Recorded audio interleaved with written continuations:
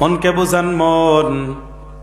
একটু আগেই চক্ষু দুইটা খোলা ছিল, পাশে কোন ভাই বসে আছে তাকেও দেখা গেল।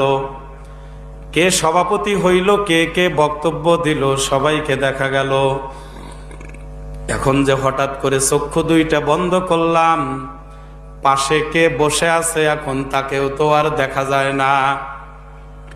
এখন যে চক্ষু বন্ধ করলাম, একটু পরেই কিন্তু খোলার মতো সুযোগ আছে। কিন্তু এমন একটা দিন আসবে, জনমের তরে চক্ষু বন্ধ হয়ে যাবে, আর খোলা যাবে না। সবাই একটু দিলটাকে নরম করার জন্য চেষ্টা করেন। যাদের আব্বা আম্মা ইন্তেকাল করেছে তাদের কথা মনে করেন। যার কেউ মারা যায় নাই, আপনি মরে গেলে অন্ধকার কবরে কেমনে থাকবেন তার কথা মনে করেন। মনকে বুঝান মন। ধরে নাও হঠাৎ করে তোমার আমার ভেতর থেকেই রুহুটা বের হয়ে গেল। জানাজানি যখন হয়ে গেল, কেউ বা গেল মাইকে এলান দেওয়ার জন্য, কেউ বা গেল দোকানে কাপনের কাপড় আনার জন্য, কেউ বা গেল তোমার আমার আসল বাড়ি কবর খোঁড়ার জন্য, কেউ বা গেল বড়ই পাতার গরম পানি করার জন্য। সবাইরে একটাই প্ল্যান, যেই ব্যক্তিটা মারা গেছে তাকে মাটির নিচে দাপন করে আসতে হবে। মনকে বুঝাও মন। ধরে নাও আপনার আমার ভেতর থেকেই হঠাৎ করে রুহুটা বের হয়ে গেল।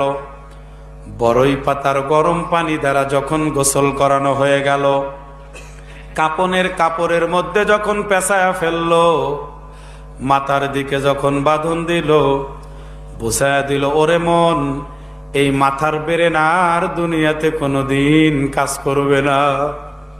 কোমরের মধ্যে যখন বাঁধন দিল, বুঝায়া দিল ওরে মন, এই কোমর হাত আর কোনোদিন তুমি নড়াইতে পারবা না। পায়ের মধ্যে যখন বাঁধন দিল, বুঝায়া দিল ওরে মন, এই পায়ের ওপর আর ভর দিয়া কোনোদিন তুমি দাঁড়াইতে পারবা না। তুমি আমি যখন প্যাকেট হয়ে গেলাম, খাটলির মধ্যে যখন শোয়া দিল, বাড়ির থেকে যখন খাটলিটা বের করে নিয়ে যায়, খেয়াল করে দেখেন শেষবারের মতো সবাই জোরে জোরে হাউ মাউ করে কান্নাকাটি করে। সন্তান ডেকে বলে, মা, বাবাকে প্যাকেট করে কই পাঠায়া দিচ্ছ গো মা? আমি কার কাছ থেকে টাকা নিয়ে স্কুল মাদ্রাসায় যাব গো মা? মাও জবাব দিতে পারে না, শুধু ফোপায়া ফোপায়া কান্নাকাটি করে। লাশটাকে যখন বের করে নিয়ে গেল, জানাজার নামাজ যখন শেষ হয়ে গেল, সবাই মিলে খাটলিটাকে ঘাড়ে নিয়ে আসল বাড়ি কবরের দিকে রওনা করলো। খাটলি আগে আগে যায়, শত শত মানুষ পিছনে পিছনে যায়। কেউ কবরে সাথী হবে না, ওই ব্যক্তিটাই কবরে ঢুকবে যেই ব্যক্তি ওই খাটলিতে ঘুমায় আছে। মনকে বোঝাও মন। ধরে নাও ওই খাটলির মধ্যে আপনি আমি ঘুমায় আছি। একটু পরে যখন কবরের কাছে চলে গেল, দুইজন কবরে ঝাঁপ দিয়া নামবে। ছেলে যদি জাননে বলা হয়, ছেলে বাবার মাথার দিকে নেমে যাবে, কবরে নেমে বলবে, বাবারে দাও, কোলে দাও।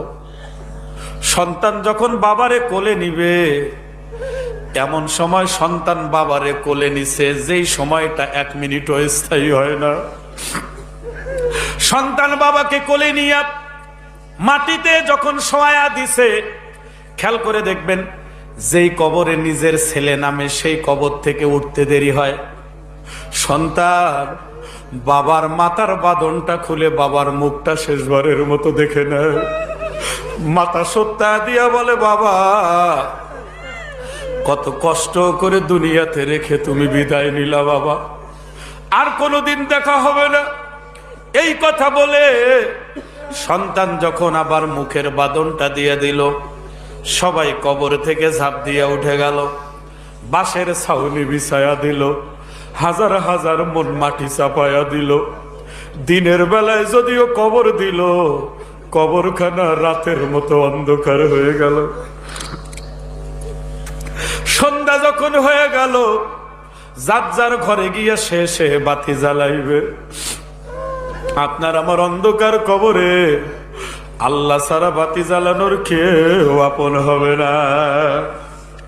ও মুসলমান বাবারা, পর্দার আড়ালের মা বোনেরা, আপনারা আমার জন্য দোয়া করেন, আমিও আপনাদের জন্য দোয়া করি।